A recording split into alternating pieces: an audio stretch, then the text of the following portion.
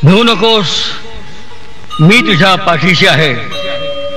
अनन्याश्चिंतयन्तो ma'am ये जनाः पर्युपासते तेषां नित्याभियुक्तानां योगक्षेमं वहाम्यहम्. अरे इतके संकेत देऊनही असे मूर्खासारखे कसे वागता रे तुम्ही?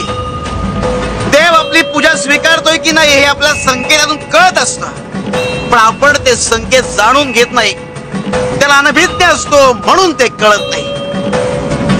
आता तरी ओळखा, जो भक्त विनम्र आज्ञाधारक असतो, मार्गदर्शन स्वीकारतो, त्याचं मन व हृदय भगवंताच्या गुणगौरवानं भरलेलं असतं, तो फक्त कधीही संकटात येत नाही.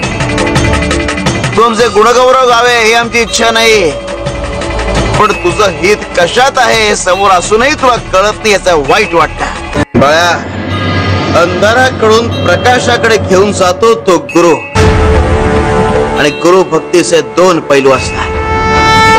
कोणते स्वामी?